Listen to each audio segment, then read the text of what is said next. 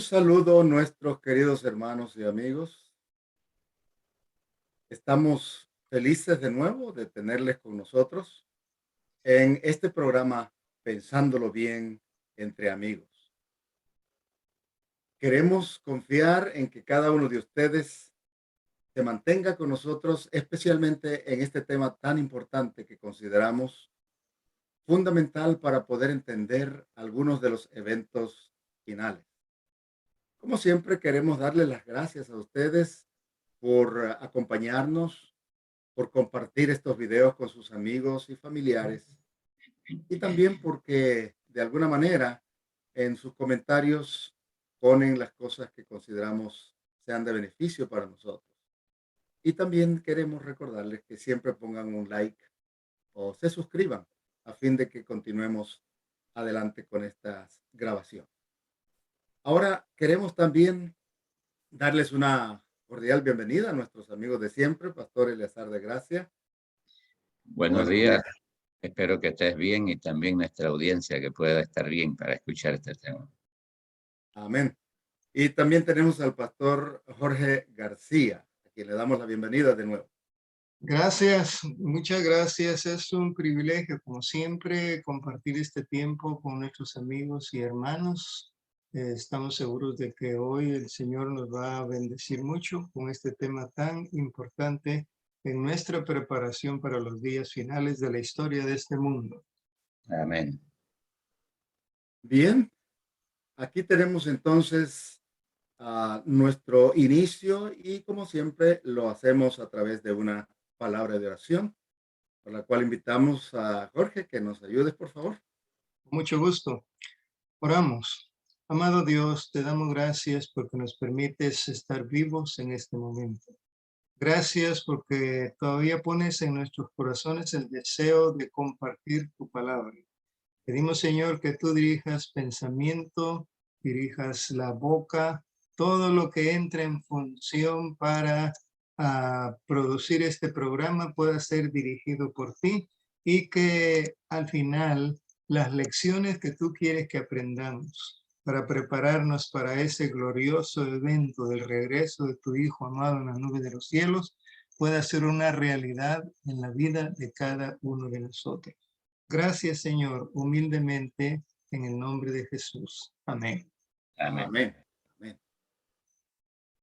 Perfecto, gracias a Dios por este nuevo día que tenemos y vamos a abordar este tema que es sumamente importante y en cierto modo la continuación del que tratamos la última vez sobre las 7 últimas plagas. Esta vez lo hicimos en una forma de pregunta. ¿Armagedón a las puertas?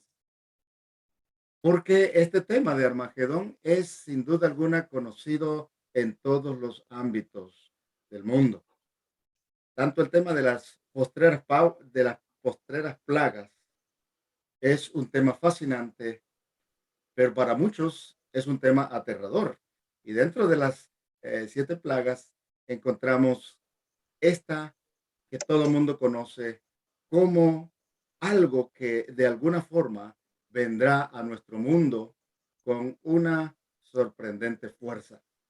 Es más, ahora mismo algunos están pensando posiblemente que la guerra entre Rusia y Ucrania será el principio del Armagedón, ¿verdad? Así Sí, que hay muchos seguro que se preguntan eso. ¿Qué piensan ustedes? sí, es que la mayoría de la gente que aún no religiosa, cada vez que escuchan esa palabra la relacionan con el fin del mundo, así que pues tiene algo de cierto, ¿verdad? Correcto. Ujú.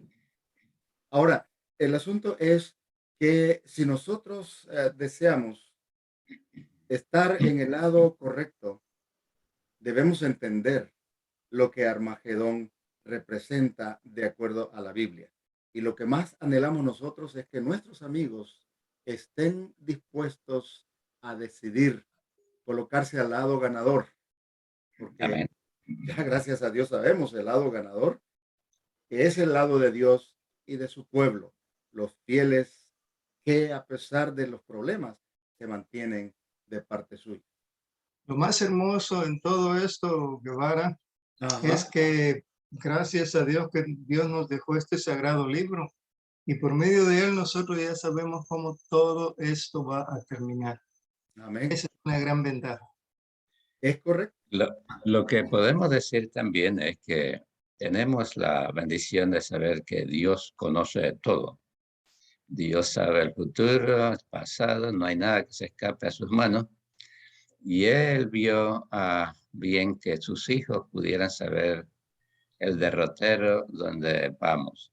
Así que por eso es que en la Sagrada Escritura las profecías son como una luz que ilumina el sendero del futuro. Y si nos apegamos exactamente a la interpretación que la misma Biblia da, podemos estar seguros que nos va a ayudar mucho para, por lo menos, delinear a grandes rasgos qué Dios nos está diciendo, suficiente como para que confiemos de que Él está al control y que todo va a salir bien al final con los hijos de Él. Sí, cuando hablamos de estas plagas, hemos mencionado que algunas cosas que están escritas en estas plagas, como personajes y lugares, ¿verdad? Son generalmente altamente simbólicos, pero que las plagas propiamente dichas pareciera ser muy literales. Y para que tengan algún sentido, creo que deben ser literales. Y entonces cuando llegamos a la sexta y séptima plaga, estos aspectos literales simbólicos se hacen más evidentes, porque ahí aparecen muchos términos como este de Armagedón y otros más que vamos a ver. La bestia. Sí, correcto, el dragón. Así que todo el mundo entiende de alguna manera que Armagedón representa una batalla final, el fin del mundo, algo que nos indica Yes. la terminación de todo. Pero el asunto es, la pregunta es, ¿qué clase de batalla? Y cuando empezamos a hablar de qué clase de batalla va a ser, es donde muchos caminos parecen separarse, ¿verdad? Bifurcarse. Pero al final solamente hay dos caminos, dos interpretaciones acerca del Armagedón.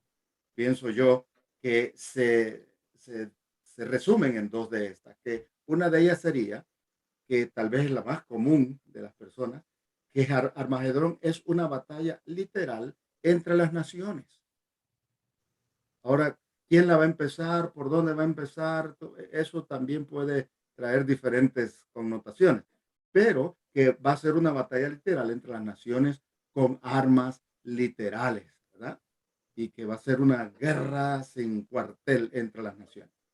Contra el pueblo de Dios. Es bueno, así algunos entienden que tal vez ni contra el pueblo de Dios, sino entre las naciones, porque piensan que la iglesia va a ser llevada y no va a tener que pasar por la tribulación. Posiblemente, si me dejas Sí, sí. insertar esto, posiblemente las intenciones del pueblo, de las fuerzas enemigas de Dios, sean de fajarse, como decimos corrientemente, en una batalla contra Dios y sus seguidores. Pero la pregunta que surge aquí, por lo menos para mí, es, ¿estará Dios en planes todavía a estas alturas de ponerse en el mismo nivel de Satanás para entablar una guerra literal? ¿Estará Dios en ese plan?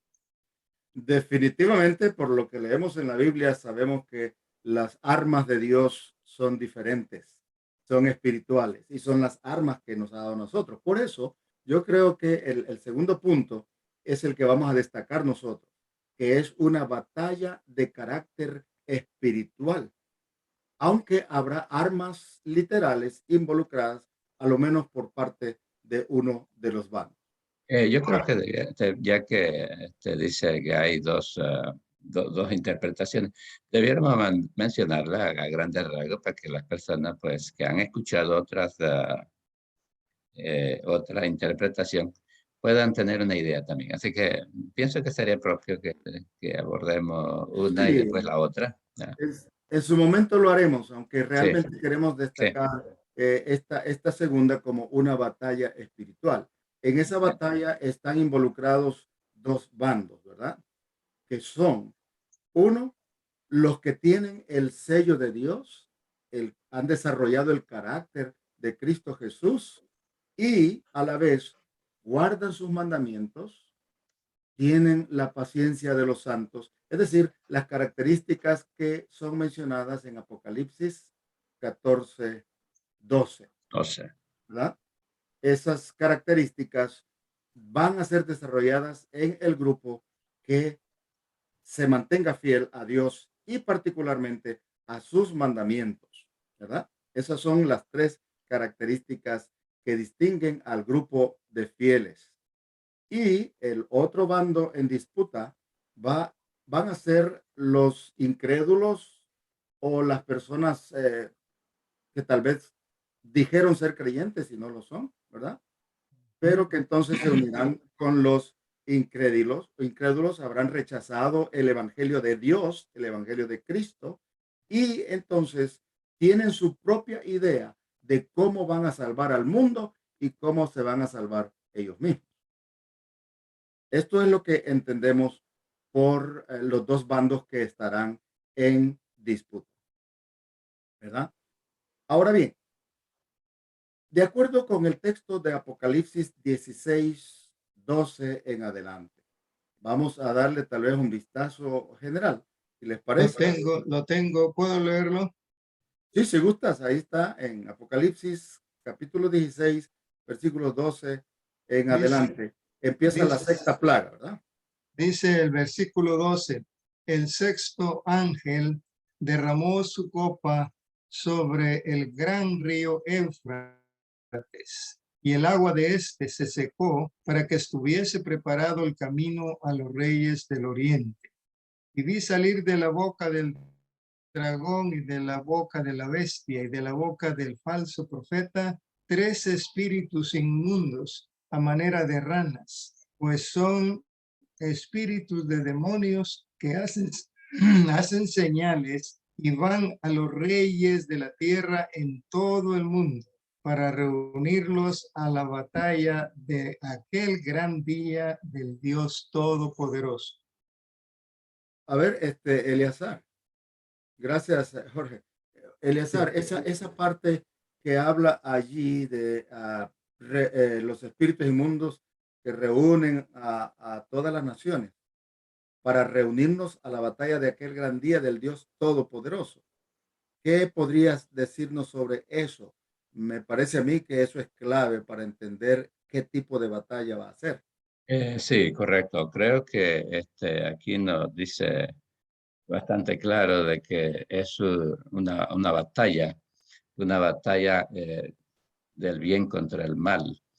Y que estos poderes de la tierra, que son tres que menciona allí, envían este mensaje, pero a través de demonios. O sea que ya vimos que los demonios son los seres que están detrás de la cortina del lado de Satanás y que tienen el propósito de guerrear contra Dios y de reunirlos para esta batalla contra el pueblo de Dios. Así que aquí nos da una idea de que la guerra es una guerra espiritual entre la fuerza del bien, la fuerza del mal, y que estarán involucrados los hijos de Dios que son fieles al pacto que Dios hizo con ellos desde el comienzo del mundo. Así que, y contra los otros que han violado el pacto y violado todos sus mandamientos. Correcto. Ahora, Jorge, en la lectura que tú hiciste, ¿podrías Sí. tú destacar cuáles son los elementos simbólicos? Y es bueno mencionar el hecho de que el Armagedón comienza en la sexta plaga, o sea, a hacer los preparativos, la Sí, reunión de las naciones comienza a hacerse prácticamente en la sexta plaga. Pero ¿cuáles son algunos de los elementos altamente simbólicos que encontraste allí o encontramos allí en el texto? el primer elemento simbólico que aparece aquí está en el versículo 12, al comienzo. Dice, está hablando de un gran río Éufrates, cuyas aguas se secan. Luego tenemos también a un personaje ahí que ha jugado el papel, diríamos, protagonista, principal en este conflicto entre el bien y el mal desde el cielo mismo. El dragón, ese es el nombre que recibe Satanás. Y luego aparece la bestia, aparece el falso profeta, los tres espíritus inmundos. Todos esos son, diríamos, elementos simbólicos en esta profecía que tiene que ver con la sexta plaga de la lista de 7 que hemos estado considerando recientemente. Sí, y como para hacer la cosa más difícil, ¿verdad? Al final aparece entonces el término Armagedón. ¿Hay alguna manera de describir o de descifrar estos símbolos?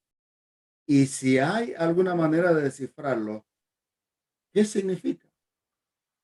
Primero, Eleazar, podríamos tal vez pensar cómo es la manera bíblica para poder entender algunos de los símbolos que la Biblia usa. ¿Debemos ir a la historia o debemos ir a lo que dicen los comentaristas? ¿O cómo hacemos nosotros como Uno de cristianos? uno de los principios bíblicos que hemos mencionado y vamos a seguir repitiendo todo el tiempo es que la Biblia se interpreta a sí misma, que no es de particular interpretación. Cuando nosotros escuchamos de este tema o de cualquier otro tema, casi siempre escuchamos las opiniones de lo que piensa la gente. Nosotros queremos enfatizar que cuando no entendemos alguna parte de la Biblia porque es difícil, la Biblia dice, Pablo dice que hay muchas cosas difíciles de entender, hay otras se entienden en forma literal y son más fáciles, pero las profecías, por ejemplo, son cosas que por lo general son futuras y Dios lo menciona en símbolos. Así que tenemos que tener cuidado que nosotros no le demos a esos símbolos nuestra propia interpretación. Así que al llegar aquí a este punto en que estamos tratando de un término que es hebreo, pues la mejor forma es tratar de buscar otros textos que en la Biblia menciona eso Esa para misma que palabra. nos vaya aclarando. Perfecto. Esa es la misma Biblia la que debe darnos la interpretación, porque si no, llegamos a un sinnúmero de locuras y caminos que... Cada uno tiene su propia interpretación, ¿verdad? Correcto. Ese es el asunto. Ahora, siguiendo, a ver, Podría mencionar lo siguiente, a eso ajá, mismo que ustedes están comentando ahora, ok, corresponde la fecha 12 de octubre del año 539 antes de Cristo, en que ocurrió la derrota de la Gran Babilonia por parte de Ciro el Grande. Él desvió el curso del río que atravesaba toda la ciudad de Babilonia y de esa manera quedó despejado el camino para entrar y derrotar sin mayores contratiempos a un pueblo, a un grupo de dirigentes que estaba celebrando, confiando en la seguridad de que disponían y no sabían que esa misma noche terminaría la historia del gobierno de ellos. ok, vamos a tratar entonces, quizás en algún momento puedas repetirnos esa información, Jorge, Sí. también para recalcar algunas cosas. Y vamos a tratar de seguir el ritmo que lleva el texto en lo que leímos y Ajá. aparece allí el primer término para explicar es el secamiento entonces del río Éufrates. Dice que el secamiento del río Éufrates prepara el camino para los reyes del oriente. Primero, ¿qué significa el río Éufrates y qué es el secamiento de sus aguas para y los reyes del oriente? Entonces, tú mencionaste algo ahí, Jorge, que tal vez valdría la pena repetir. Pastor de Gracia, ¿querías decir algo? Sí, iba a decir algo que vemos aquí como usando el término, el principio que mencionamos hace un momentito de ver en la misma Biblia a dónde hay referencia a textos similares o palabras similares. Y es obvio que un estudioso de la Biblia de tapa a tapa, se da cuenta que hay varias referencias en el pasado acerca del río Éufrates. Así que ese término es muy conocido en el Antiguo Testamento. Lo encontramos en Jeremías, en Ezequiel, que es cuando ocurrieron esas grandes cosas allí. También, si vamos mucho más atrás, a la Torre de Babel, de donde viene Babilonia. O sea que ya tenemos referencia al pasado en la Biblia acerca de esos términos y de ese río. Ahora, ¿qué quiere decir en el contexto hoy de este tiempo, en los días finales? En aquellos tiempos el río Éufrates era, era clave para pasarlo, para ir y pelear. En este tiempo pareciera como que eso era de carácter local en aquel tiempo. Ahora estamos hablando de un conflicto mucho más grande que abarca el mundo entero, una guerra del mundo de Satanás contra Dios y que abarca el mundo entero y a todas las personas. Ahora, entonces, Jorge, am, lo que tú estabas mencionando, ¿podrías decirnos algo más de cómo era la ubicación de Babilonia con relación a este río y esas cosas? Claro, la ciudad de Babilonia histórica, que ahora no existe, estaba construida de una manera muy fortificada. Tenía un doble muro, pero además de ese doble muro y elevadísimas puertas, ellos habían hecho que parte del río Éufrates pasara dentro de la ciudad. Así que no había manera de penetrar esta ciudad. Según ellos, los babilonios de ese tiempo consideraban que era inexpugnable, pero no contaban con que los enemigos, los ejércitos dirigidos por Ciro el Grande, habrían de hacer una obra de ingeniería que para esos tiempos era muy avanzada. Consiguieron cómo desviar el curso del río y entonces el camino quedó expedito. Para ellos, las aguas del río Éufrates eran parte de su protección, eran parte del apoyo para sentirse seguros. Sí, porque en un asedio no pasarían sed, ¿verdad? Porque tendrían agua ahí. Sí, Eso es lo que ellos no, creían. no había manera de penetrar a menos que se secara ese conducto, esa porción de agua que atravesaba la ciudad. Y eso fue precisamente lo que ocurrió. Es interesante entonces notar que aguas en la Biblia representa naciones, representa muchedumbres, representa pueblos. Y ahí es donde el término de Éufrates viene sirviendo para los propósitos de entender qué significa esto de el apoyo que recibe entonces la gran Babilonia espiritual.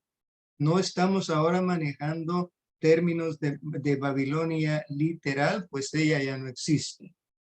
Es correcto. Así que un hecho histórico que, por cierto, está registrado en Daniel capítulo 5, la derrota, ¿verdad?, de Babilonia, la toma de Babilonia y la muerte del rey Belsasar, que fue su último rey, según se menciona ahí, un rey regente en ese tiempo. Eh, eh, Es lo que el marco para indicar algo de esto. ¿Qué ibas a decir, Elisa? Sí, me parece que es propio en este momento decir que en ese tiempo, o sea, el registro histórico está hablando de un momento específico cuando Babilonia era la señora del mundo. Era el poder más descollante en el mundo y había en el mundo conocido de aquel tiempo y era... Babilonia se sentía señora del mundo, completamente segura de que nadie la iba a atacar. Algo similar hoy, Babilonia espiritual está segura de que sus planes futuros van a prosperar, pero ya la historia nos está diciendo que fue un fracaso. Todo lo que hicieron para permanecer no sirvió. Y lo mismo va a hacer en esta última batalla que tiene un carácter del mundo entero. Babilonia se siente confiada de que ellos van a ganar, pero es todo lo contrario, Dios va a ganar siempre. Es que aquí es donde entramos a un punto bien importante. Dice que el río Éufrates se secó Sí. y ese acto prepara el camino para que vengan los reyes del oriente.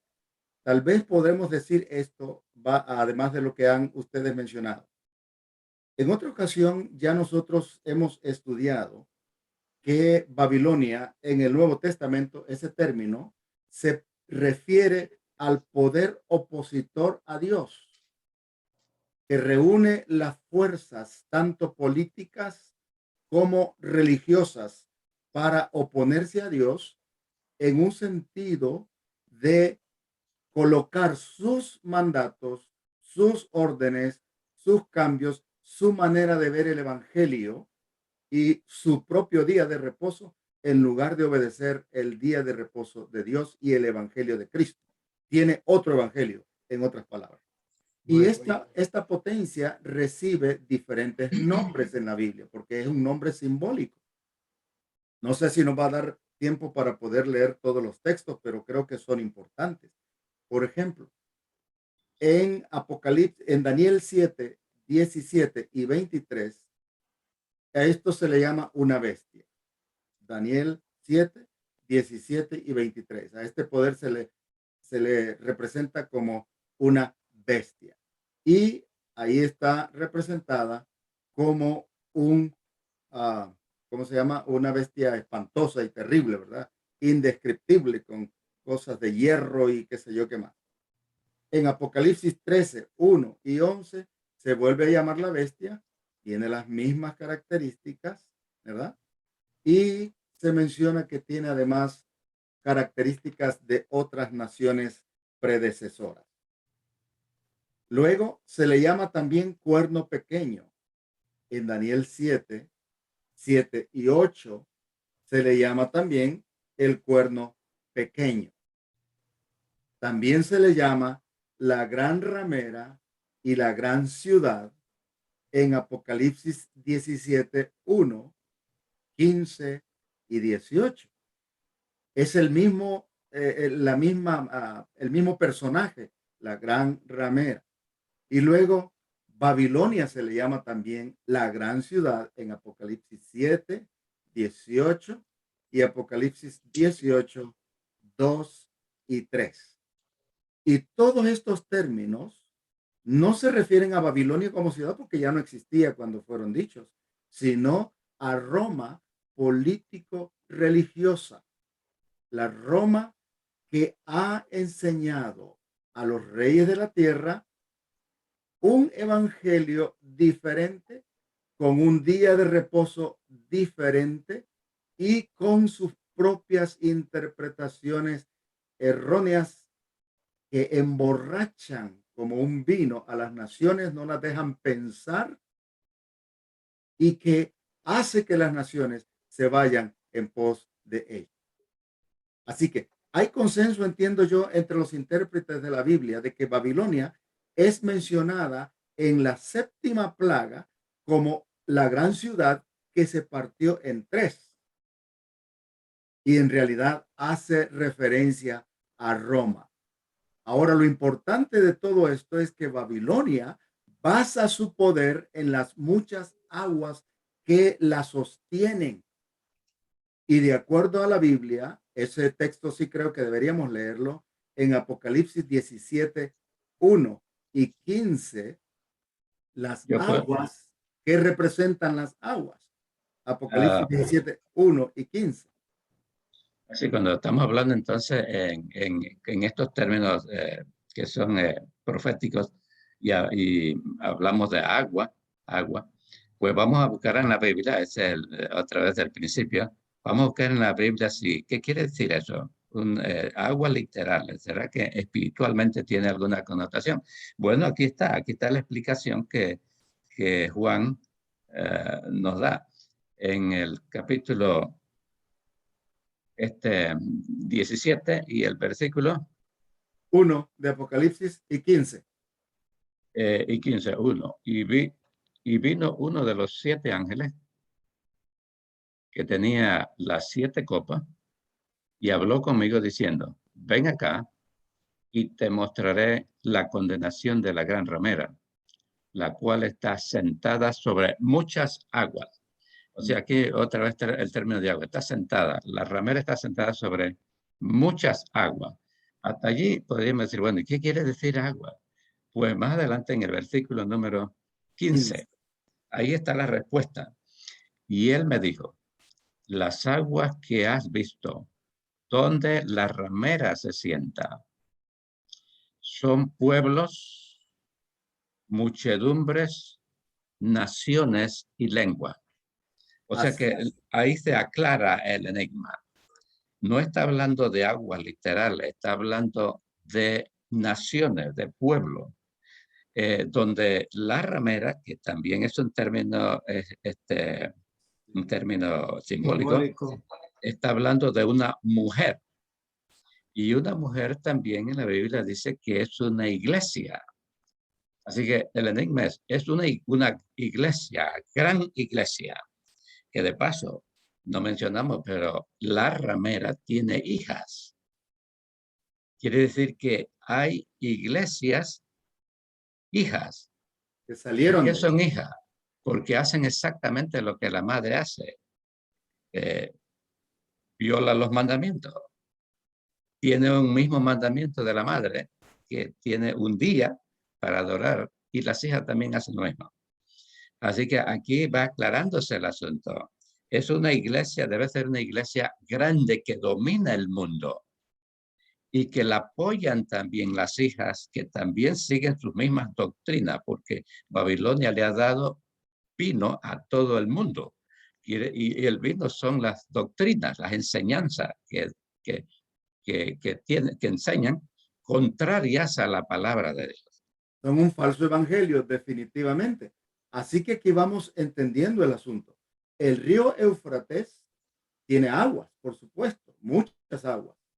Al secarse, significa que las multitudes y los gobiernos que apoyan a Babilonia en su oposición a Dios, en sus enseñanzas falsas, van a dejar de darle su ayuda. Así que en algún momento, cuando Babilonia parezca triunfar, las naciones se darán cuenta de que han sido engañadas y retirarán su apoyo a este poder político religioso.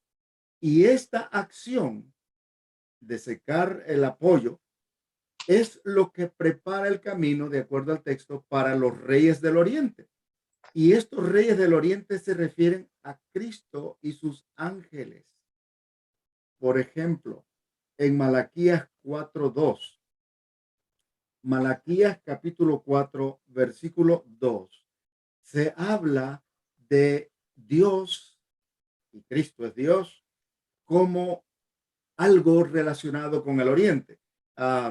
No sé si ustedes Aquí pueden... lo tengo, aquí Okay. lo tengo. ¿Qué dice Malaquías 4:2? Dice, mas a vosotros los que teméis mi nombre, nacerá el sol de justicia, y en sus alas traerá salvación, y saldréis y saltaréis como becerros de la manada. Sol de justicia, el sol nace en el oriente, y el sol es el Señor Jesús. Es correcto. Así que Él siempre se ha presentado como un ser lleno de luz.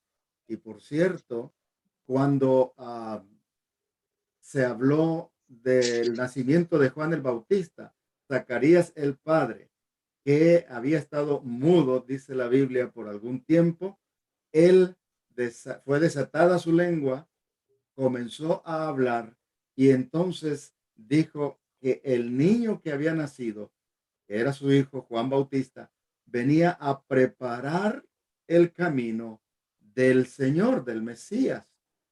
Y él mencionó diciendo, porque a través de ese niño Mesías que va a nacer, nos ha visitado de lo alto el oriente, la aurora. Ajá.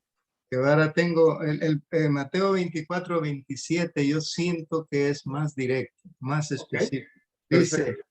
porque como el relámpago que sale del oriente y se muestra hasta el occidente, así será también la venida del Hijo del Y- Hombre.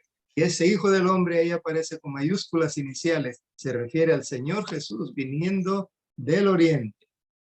Correcto. Así que entonces, ¿a quién se refiere los reyes del oriente? Se refiere a Cristo y a sus ángeles. ¿Verdad que sí? De acuerdo a la Biblia. Esto es algo que necesitamos entender. Así que ya vimos por lo menos en esta sección esos personajes, Río Éufrates, Secamiento, Babilonia y los reyes del oriente. Entonces, habla de la boca del dragón que salían y de la bestia y del falso profeta, tres espíritus inmundos a manera de ranas. Ahora, ahí los espíritus inmundos ya están identificados, ¿verdad? Son espíritus de demonios, dice el siguiente texto, en el mismo texto, que son Y ya espíritus de sabemos quiénes demonios. son los demonios. Ya sabemos quiénes son los demonios. Pero, ¿quién sería el dragón? Apocalipsis 12, 3 y 9 creo que es un buen comienzo para entender lo que significa el dragón. Es bastante simple. Ahí mismo Yo lo Dios voy a lo leer. explica. A ver, ¿qué dice? Y dice aquí en el capítulo 12 y el verso 3 y 9. 6 y 9, ¿verdad? 3 y 9. 3 y 9. Ajá. Dice el 3, y fue vista otra señal en el cielo. Y aquí un grande dragón bermejo que tenía 7 cabezas y 10 cuernos, y en sus cabezas 7 diademas. Yo quiero mencionar que este término se repite varias veces aquí en el libro de Apocalipsis, de esa bestia, de esa dragón. En el versículo número 9, 9. donde habla al fin de la batalla, fue lanzado fuera aquel gran dragón, la serpiente antigua, que se llama Diablo y Satanás, el cual engaña a todo el mundo. Fue arrojado en tierra y sus ángeles fueron arrojados con él. Así que es muy claro aquí, el dragón es el diablo, el diablo y Satanás. O sea que, ¿quién es el dragón aquí? Pues ya sabemos que es Satanás, ¿verdad?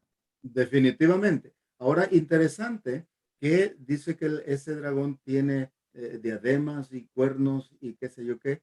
Y la bestia que después se menciona como la gran Babilonia y se identifica como la gran ciudad y todo eso, tiene también esos elementos. Y por cierto, Apocalipsis 13 dice que el Es, dragón es el que le dio la autoridad a la bestia. Pues, Esto yo es creo que eso fascinante. es interesante y es clave. Hay que leerlo. Capítulo 13, Ajá, de donde dice Apocalipsis. el versículo 2. Aunque el eh, tiempo prácticamente se nos está yendo de las manos, queremos o, leer se, ese texto. o Vamos a ver qué dice. se ha ido ya, pero bueno, vamos a leerlo de esta manera, ¿no? Dice, y la bestia que vi era semejante a un leopardo, que habla de la bestia. Y sus pies eran como de un león, y sus pies como los de un oso, y su boca como la boca del león. Y el dragón, aquí está el punto que queremos recalcar aquí en este texto, y el dragón le dio su autoridad a la bestia, Ajá. y su trono también, y su gran potestad. Aquí le dio el trono, la bestia, el lugar donde se sienta él. Así que ella está sentada sobre el, el, el, el trono Del de dragón. Satanás. Satanás. O sea que, Entonces, el versículo 1 nos decía, yo me paré sobre la arena del mar y vi subir del mar una bestia que tenía 7 cabezas, 10 cuernos, y sus cuernos 10 diademas y sobre sus cabezas un nombre de blasfemia. Y qué interesante que allá leímos acerca del dragón que se aparece, ¿verdad? en Apocalipsis, dice que también ese dragón tiene algunas de estas características, ¿verdad? Pero bueno, el tiempo se nos ha ido, lamentablemente, mis queridos amigos. Sin Creo que embargo, vamos a tener que seguir explicándolo en la próxima, ¿verdad? sí, tenemos que hacer un tema que nos hable un poquito más para terminar estos aspectos que hemos visto. Pero, ¿qué hemos aprendido en todas estas cosas? Bueno, estamos aprendiendo, entiendo, que la Biblia nos habla de esta batalla de Armagedón en términos de una batalla espiritual con personajes divididos en dos grupos, dos bandos. Uno de ellos, los fieles a Dios, que tienen ciertas características, guardan los mandamientos de Dios, tienen la paciencia de los santos y también guardan la fe de Jesús. Tienen la fe de Jesús y la fe en Jesús. Estos individuos son fieles a Dios y se mantienen predicando y creyendo y enseñando el evangelio de la Biblia, los mandamientos de Dios. Se recalca eso. Ese es el evangelio verdadero de la palabra de Dios. Amén. El otro grupo se compone tanto de incrédulos como de falsos creyentes que abrazaron un falso evangelio y lo enseñan, indicando con ello que en realidad no tienen genuino respeto ni amor a Dios. Por lo tanto, ellos tienen su propio día de reposo. Ellos tienen su propia manera de salvarse y ellos tienen su propia manera de creer que el mundo puede unirse bajo un solo poder humano. Esto lleva entonces a mirar a los fieles a Dios como opositores a ellos. Y dice la Biblia en Apocalipsis 12:17, el dragón que ya hemos identificado con Satanás se llena de ira contra la mujer. En otras ocasiones hemos visto la Biblia representa a la mujer pura como la iglesia de Dios. El dragón se llena de ira contra la mujer y va a hacer guerra contra los que guardan los mandamientos de Dios y tienen el testimonio de Jesucristo. Entonces, esta es una batalla de carácter religioso. Es una batalla donde se busca eliminar de la tierra a los que basan su confianza, su fe y su esperanza en la palabra de Dios y guardan los mandamientos de Dios. Este es un llamado para que nosotros vayamos tomando decisiones en pro del grupo al cual deseamos pertenecer. Y yo te invito, mi querido hermano, mi querido amigo, a que te unas con nosotros a mantener la confianza, la fe en el evangelio puro de nuestro Señor y Salvador Jesús. ¿Lo harás? Te invito a tener una palabra de oración para concluir. Querido Padre y Dios nuestro, en esta hora agradecemos tu palabra. Agradecemos porque no tenemos que andar adivinando lo que significan los términos, porque tú nos los has dejado claramente interpretados en tu misma palabra. Ayúdanos, Señor, a seguir el curso que tú nos indicas para entender tu palabra un poquito aquí, un poquito allá, renglón sobre renglón, línea sobre línea, a fin de que amanezca el sol de justicia, Cristo Jesús, en nuestras vidas y nos guíe a la patria celestial. Bendice a nuestros amigos, bendice a nuestros hermanos. Y en esta hora, en una forma especial, oramos por nuestro hermano Orlán García, para que tu bendición caiga en su vida y él pueda sentir tu mano ayudándole en su recuperación de esta tremenda operación que ha tenido. Amén. Gracias, Señor, por la esperanza que nos une. Gracias porque podemos orar los unos por los otros para fortalecer nuestra fe. Quédate en nuestras vidas y danos la fuerza que necesitamos para seguir tus caminos. Lo imploramos en el nombre de Jesús. Amén. Amén. Amén. Gracias por acompañarnos a este su programa Pensándolo Bien. Que Dios les acompañe durante todo el día. Amén. Hasta luego.